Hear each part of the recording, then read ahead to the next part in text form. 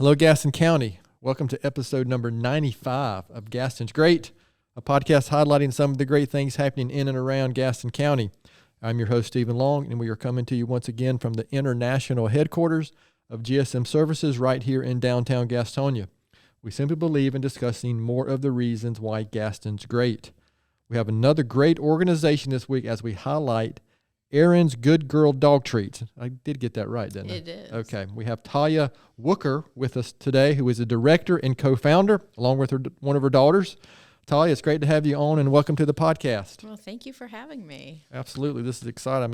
We've been looking forward to speaking with you. So if you don't mind, kind of before we get into talking mostly about the organization, just tell us a little bit about yourself and anything that you would like to share.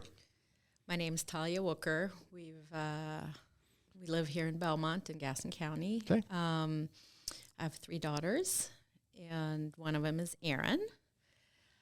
And we started Arin's Good Girl Dog Treats for her since she has an intellectual disability, and it's really hard for individuals with really any disability, but specifically intellectual disabilities, to find employment. So we wanted to really capture her passion for dogs that she has. And start something that will be meaningful for her, because we're all identified by our careers. Sure. So that's a little For better bit, or for worse sometimes, right? Sometimes. All right. Well, again, I appreciate that. So, yeah, let's, you mentioned, again, a little bit already about it, but what is, obviously, maybe you just mentioned what compelled you to start this, but maybe get into a little more detail. What is the organization? What's the underlying reason? Obviously, Arin is a big reason for that. You just mentioned in her passion for dogs. But, what is your role with the organization? What's the mission? Just, go ahead and anything and everything that you'd like to share about Arin's. So, Arin is a young woman who, when she was 8, had a service dog named Posey, who she called Good Girl, which is why we're Arin's Good Girl Dog Treats. And Good Girl had a lot of digestive issues and allergy issues, and Arin started baking her own treats for her, which solved a lot of those problems, which is how she developed these recipes. And we really just started out as a kind of like, we made these for Posey, and we started packaging them in little Ziploc bags and handing extras out to family and friends. And Arin really enjoyed doing this. And we thought, this might be the next step, because when you graduate high school, most people go to college or have some type of a job skill they kind of try to hound on and be able to learn, have a living. And we weren't sure what that step would be for Arin. And I am a special educator. I worked at Webb Street School for 5 years. Okay. Developed their outdoor garden, their greenhouses, and I was working with those individuals that are 18 and over that were going to be aging out of the school system, and creating these community partnerships, and just realized not only for Arin, but for these students as well that I was working with, that finding employment was going to be a real struggle. Even with working with services that help bridge that transition, it's a struggle. So we were trying to figure out, how do we capture that and create an opportunity for them right here in Gaston County that can offer that next step. So Arin's Good Girl Dog Treat was born.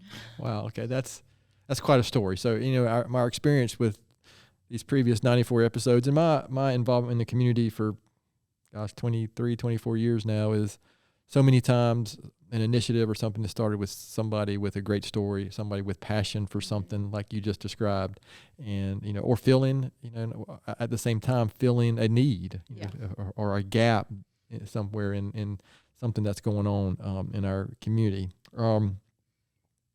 So kind of just describe, the question that we typically ask is something like some of the initiatives of the organization, but I'm not sure that's the best way to describe the question, but what are you doing on a week-to-week basis? What are you guys involved with? How do you get treats out to people? Of course, now I've cheated because I've been on the website, and it's a great website. Oh, well, so I could see where you could purchase some of the treats, right? So, so I've seen some of that myself, and then I think we had a great interaction at the Community Foundation run with you guys as well. So just kind of, give us the day in the life and some of the initiatives and things you guys are involved with.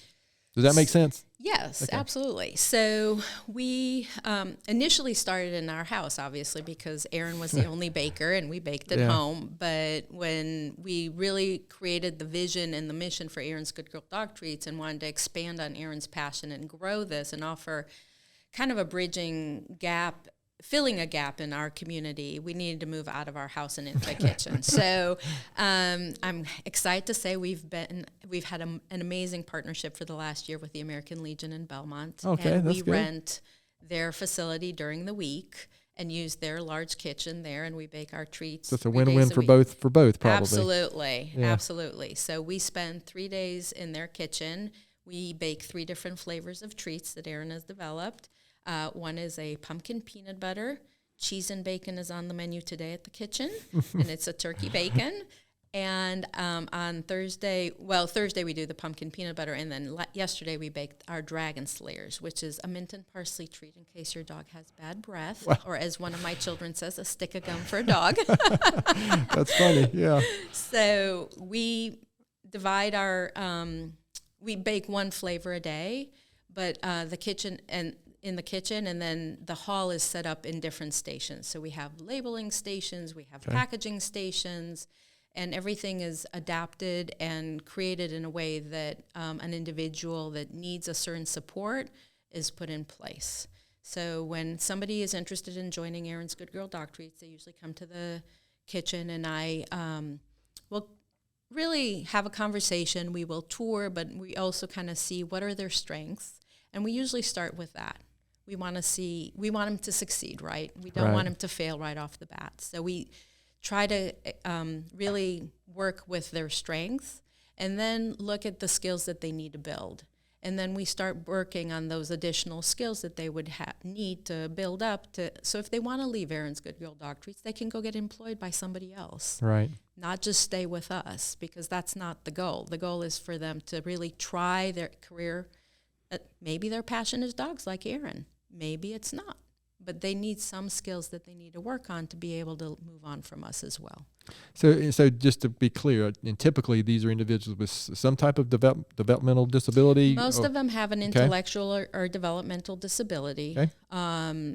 Some have a physical disability as well. So we put a lot of adaptations. I have a whole engineering department in our, my husband's a mechanical engineer, Abigail's a mechanical engineer. So me being a special educator, we use the philosophy of universal design. And if you're not familiar with universal design, it was actually started in architecture. And it's really kind of the idea of building a handicap ramp for an individual with a wheelchair, but we realized that a family that needs a stroller also uses a handicap ramp. So we're working with the concept that it's not just for that individual, but we all learn differently. Some of us are visual learners, some of us can read better, and it's easier to just read something versus hear somebody speak to you. So we try to really expand on that of how do you learn best and put those adaptations in place. So if we need to create an adaptive jig, for example, like we produce our large bones, we've discovered we need to poke holes in them. So we created a template so individuals know where to poke the holes. My husband built a dough roller that would make it easier to roll the dough. We use various adaptations to make the individual successful at work. Okay, so how many typical team members do you have currently? So we support over 12 individuals that rotate through our baking shifts or our farmers markets. So you asked, and I really didn't touch on it, is how do we get our treats out? So we have our website, which we have an online store, and you can order, and Arin will be happy to deliver, or we'll ship them out, or you can come to the kitchen and pick them up, which is great because all of our individuals love to meet the customers. You can bring your dog, and that's even a bigger hit if you show up with your dog. And then we work various markets in the Charlotte area. So tomorrow will be the Belmont Farmers Market. So come by Stowe Park tomorrow between 3:30 and 7 and pick up some fresh treats from the Belmont Farmers Market will be there, but there are a lot of other great local vendors that are selling things. We are at the Charlotte Regional Market on Saturdays. This weekend, we're also going to be at the Matthews Farmers Market. So we try to cover the entire Charlotte region, not just stay necessarily in Gaston County, but this is where our home is. And there's a big need right here in Gaston County. Sure. All right. So how do, you mentioned this kind of, but how do individuals, how do they find out about you as far as recruiting team members, or how do, do they, is it you at a farmer's market and a family member that knows somebody that you might be able to help, or are you, let me ask it differently too, is 12 like the max that you have, or do you have room for others, or? So it really varies. Okay. Being a special educator, I've had a lot of connections with different special educators across Gaston County. We have supported several students in the occupational course of study right here in Gaston County. So if you're not familiar with what the occupational course of study is, it's a high school diploma, but you do your classes slightly differently. While you're doing all the same core courses, you have to work you have to volunteer 225 hours with a business, and then you have to work 225 hours to earn your high school diploma. Oh, wow, okay. I wasn't aware of that. Yeah, so I have one individual that is graduating next month from North Carolina Virtual Academy. Okay. That has done all of her volunteer hours and work hours through us, and to see how much she has grown is just breathtaking. She started out, she's the first person I brought on after Arin. Okay. And she would not look us in the eye, even working with me, where now I can take her when we present professionally about Arin's Good Girl Dog Treats. I have to wrestle the microphone back. Oh, that's she terrific. has just really blossomed and has gained her confidence, can run a farmer's market. And we have several individuals who've really, it's given them the confidence that they're able to contribute to their community and do something meaningful for them. Without those opportunities, you just might not know what anyone, frankly, is capable of, right? Yeah. You got to get put in those situations, and what's that old phrase? Get out of your comfort zone a little bit. Exactly, and I think a lot of times, when you have an individual that is not completely confident because they have some type of a disability, for example, it's not always visible to us. Sometimes it is very visible, but not always. A lot of times you're not sure if you want to take a chance on them, or you see the potential in them. And we really don't turn away people because we believe in their potential. Everybody's able to contribute something to their community. So how do we hound on that potential? How do we capture that potential and let them give back to the community they're living in? Sure, absolutely. So you just mentioned one, but I'm going to ask the question anyway.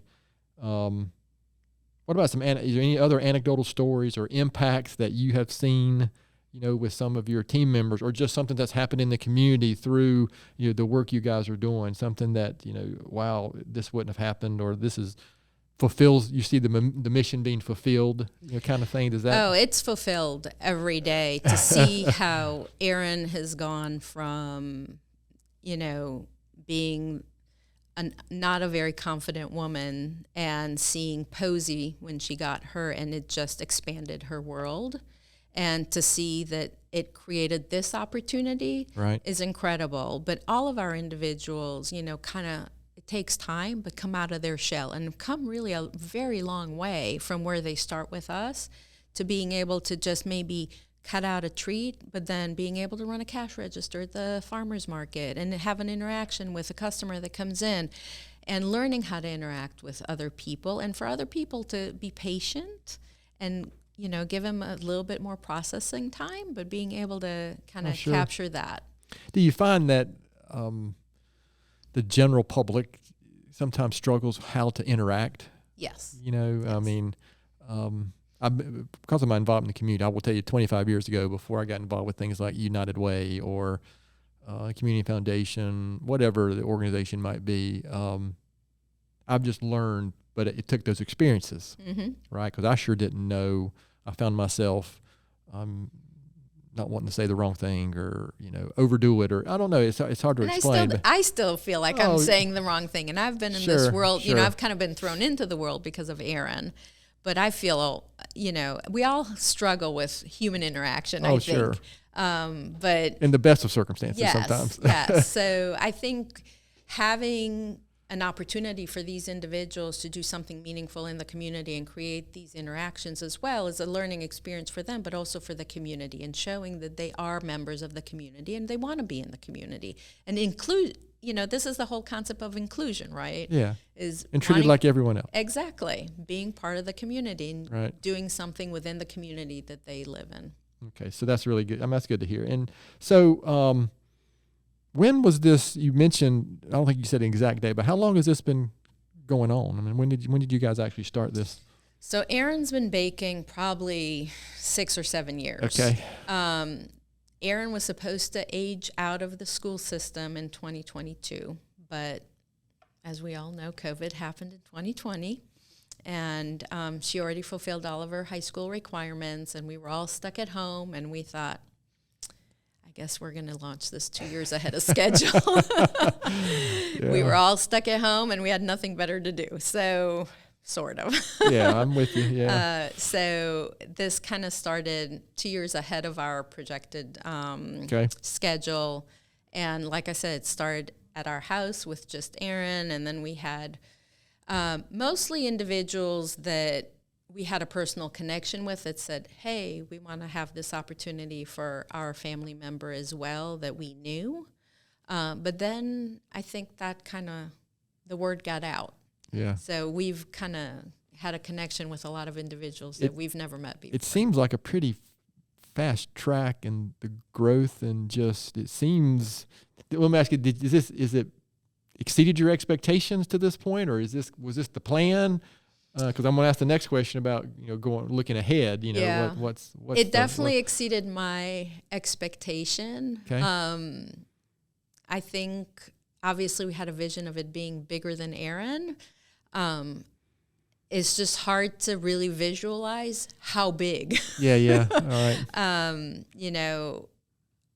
Kind of to your point of asking what's happening in the future, there's a serious need right here in Gaston County. Yeah. 10.8% of individuals in Gaston County have some type of a disability. Yeah.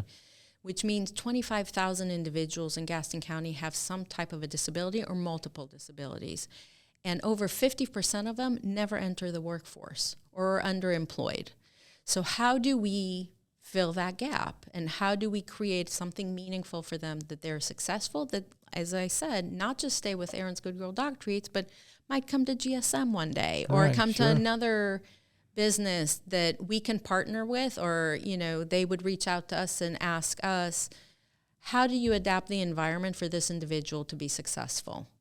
And I think that's a missed opportunity a little bit with businesses not partnering with special educators, is using them as consultants. They have kind of brought these individuals from childhood into adulthood with a lot of supports in place to make them successful and educate them. And how do we adapt some of those environments for them to keep being successful once they've left the education system?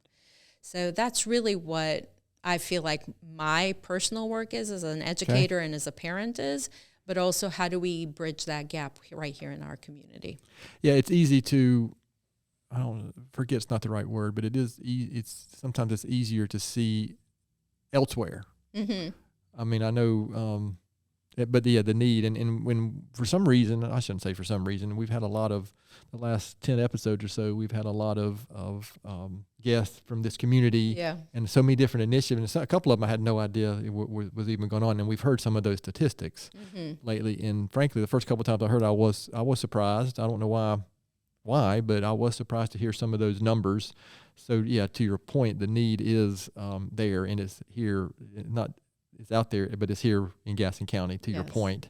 And so, and sometimes we get these grand visions of, we're going to take this all over the state of North Carolina, and we'll leave Gaston County behind or something. Well, and I think, especially when you have a family member, and I can speak as a family member, that has a complex disability or a significant disability, is when you start the journey, and it is a journey, you know, you think, oh, when they're 18 or 22, when they age out of the school system, that's a long ways away. Yeah. It is not. Yeah. And then all of a sudden, when they're 22 and there's no school anymore, and what's next? I mean, to be honest, Arin's Good Girl Dog Treats was a vision that we had for Arin, but I quit teaching not only so I could run Arin's Good Girl Dog Treats, but Arin wasn't going to have enough support to be able to get through her daily life without somebody being there to support her.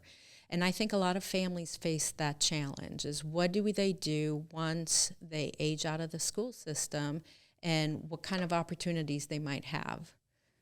Yeah, that's, I can imagine. Well, actually, I can't probably. That would be just a big question. What now? Right. Exactly. Looking to the future. So I like this next question, but you've shared, you know, gosh, so many reasons already, but I'm going to ask this anyway, make you answer it. You know, why would you say Gaston County in general is better, you know, because Arin's Good Girl Dog Treats is here? Well, we make the best dog treats around. You know, that's pretty good. That's I know, right? Pretty simple and it's straight pretty to simple. it. It's like all of our treats are. Well, here's what, when somebody asks why our treats are so good. All of our treats are 6 ingredients or less, no preservatives, all human grade ingredients. Don't tell anybody I told you, but my husband eats our cheese and bacon treats all the time right out of the oven.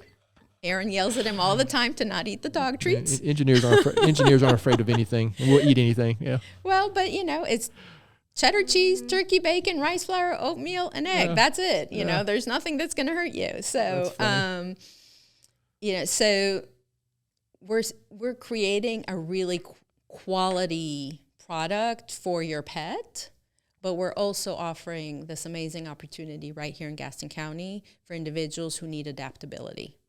And that's the important part, is that adaptability, that they can be contributing members within our community.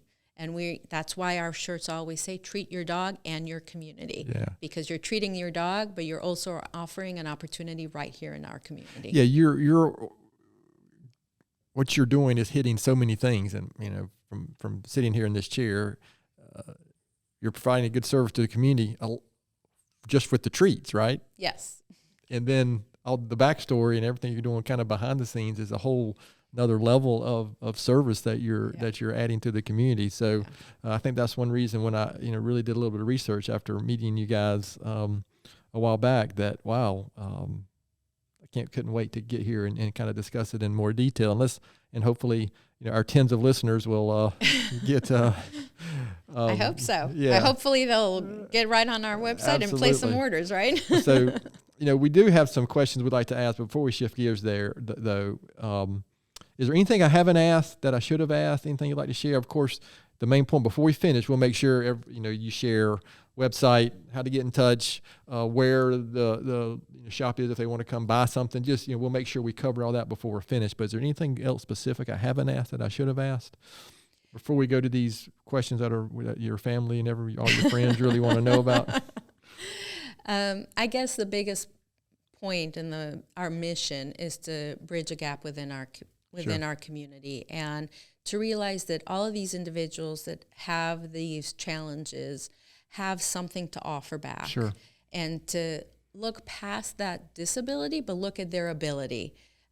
We cultivate their potential. That's the important thing. We look at their potential, what they're able to do, and kind of design a job around that for them to start with, but then looking at what else can they learn to do and how can they give back to the community. And that's really the most important thing, that when you look at any individual, when they hire somebody, it's like, what can they do and how will they be able to grow within our company? And that's really, we want to be able to capture that potential in each individual that comes through our door. All right. Maybe we should stop the podcast right there. That was good. That was really good, Talia. So, like I said, we're going to shift gears just briefly, and then we'll swing back around and make sure all our listeners know everything there is to know about how to find more information out and get in touch with you guys, or even get involved if necessary. But we're going to call this week our Arin Speed Round of Questions. Naomi, good. Another boring, not creative title.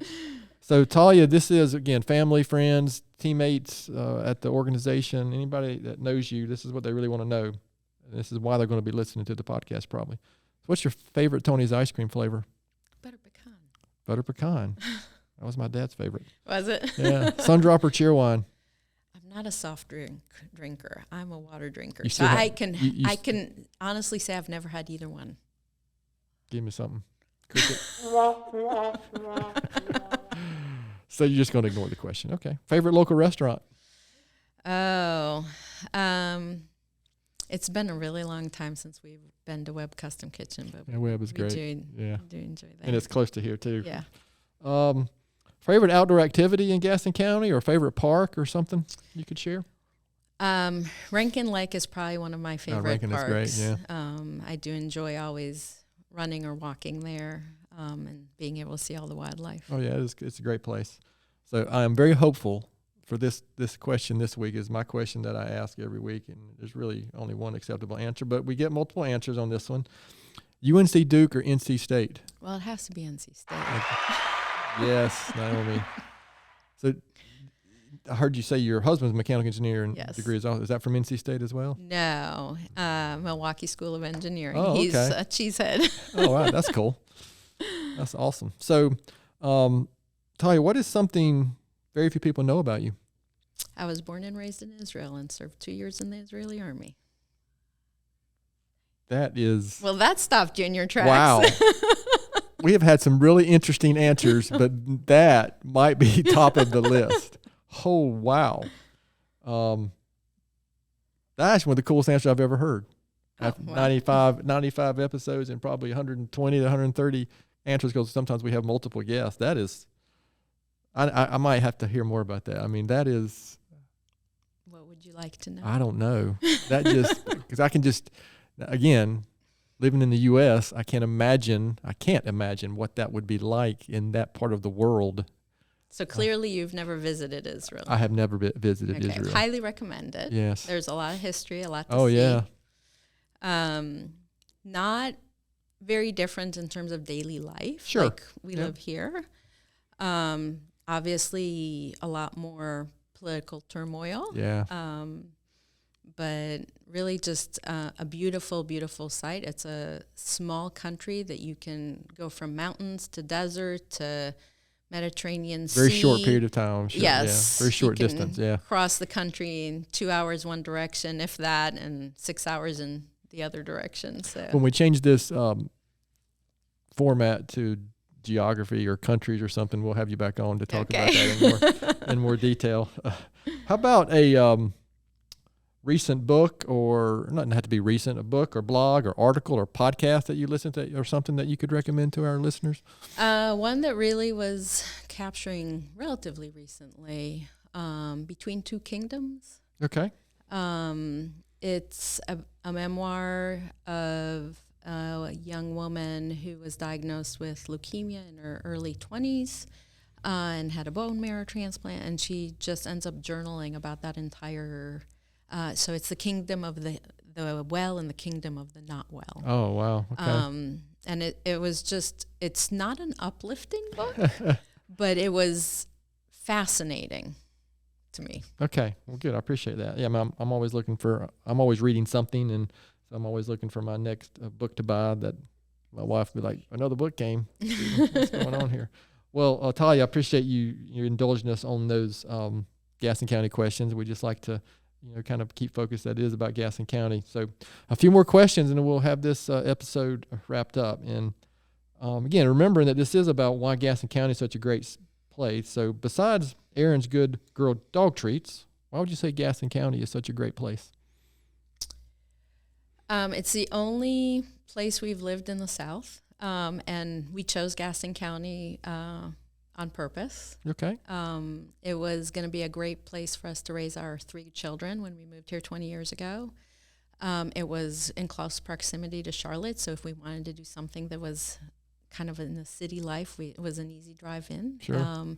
But we just liked the open areas and being able to hike and be outside. Yeah, it's unique. Yes. Relatively speaking. Yeah. And if you you've never lived somewhere else or visited somewhere else a lot, you might not realize.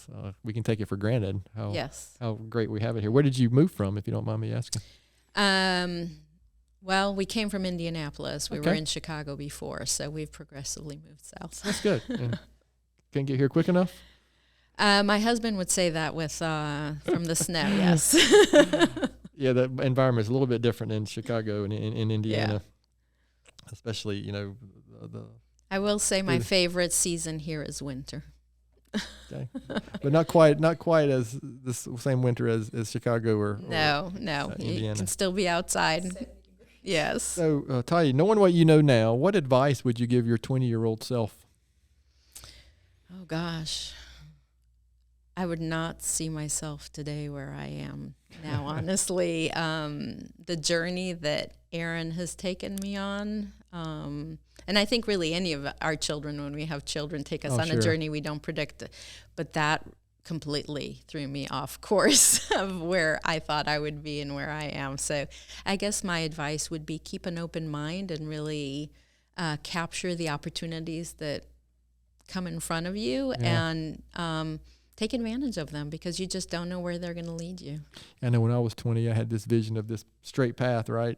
Yeah. And it's more like this, right? Yeah. All over the place, Hopefully, or just completely in the opposite direction. Yeah. So I appreciate that greatly, and I appreciate that answer. So, Ty, this has been really good. And again, the main point is to bring awareness to your organization and the work that you're doing, and to Arin, and your again, just the good work you're doing. So, where can listeners go to learn more about it, buy the treats?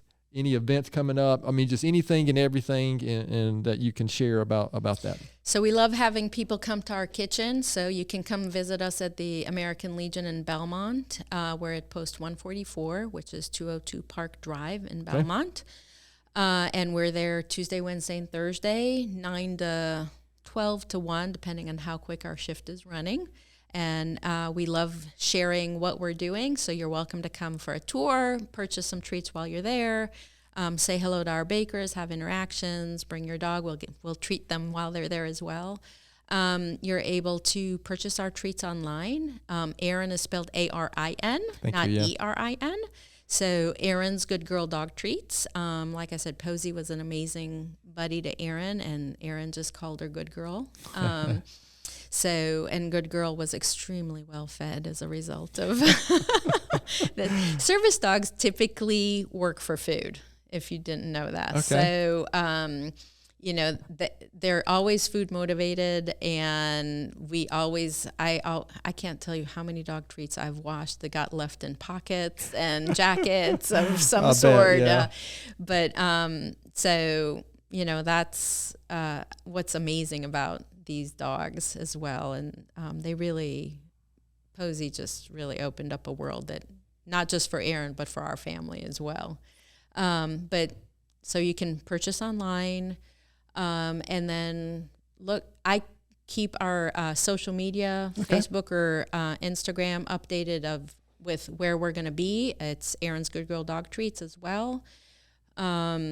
And where we're out and about in our community. So follow that. There's a little pop-up tab if you're interested in coming to volunteer with us. Okay. There's also a Join the Team tab. If you're looking for a career development opportunity for an individual in your family or yourself, there's a form you can fill out, and I'll reach back out.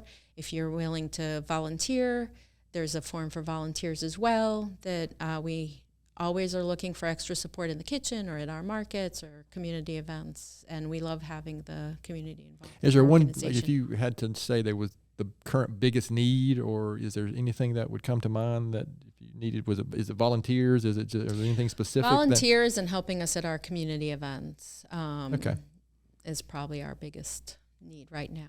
Okay. Very good. So, and I've been on the website, and it's a really well done website. Well, thank you. Reading about your team there and who you have working there it was just, I have to admit, what was your favorite part about our website? If I remember correctly, and there's a video of Arin, probably that. Okay. Yeah, and reading about mechanical engineering at NC State, of course. Well, we do like highlighting all of our bakers or all Yeah. of our individuals as well, and being able to capture like a little bit of their bio and sharing Sure. their story Yeah. as well and their journey is all. I love reading, and putting those together about each Absolutely. of our individuals. Yeah, but it was really well done, and I Thank spent you. more time on there than I intended. Oh, well, So, good. so that's good. I think that's a good sign for for a website information. So, anything? I'll give you the last word here. Of course, I close out with my own little thought and book recommendation typically. But any last words for our listeners before we close this episode out? Well, we have the best dog treats in town. If your dog has any allergies, we can help you out because we have a very limited ingredient list for our treats. But come visit us. Come see what potential these individuals have, how they're giving back to their community. And we'd love to see you at our kitchen as well.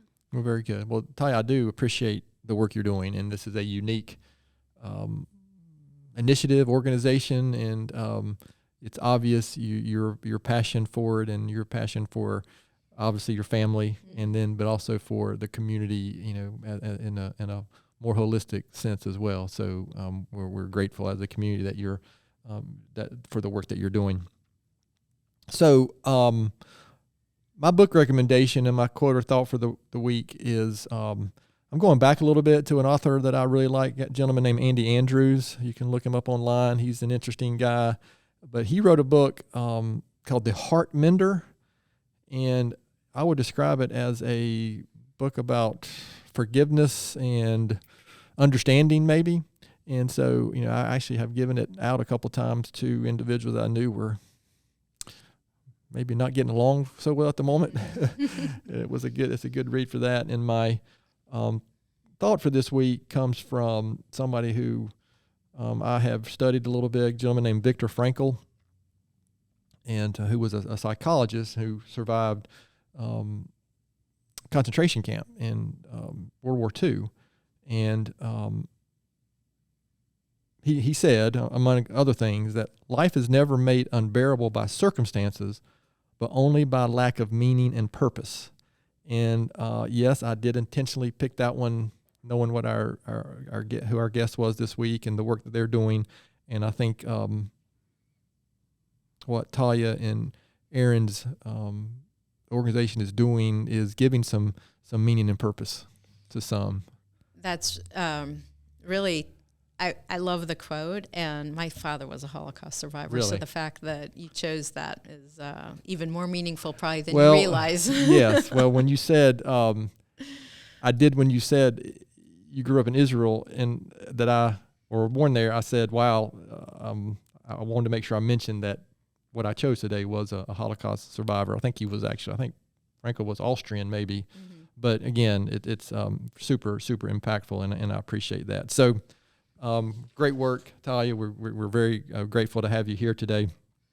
And to all our listeners out there, thank you for taking the time to listen to today's episode and continuing to listen to these episodes each week.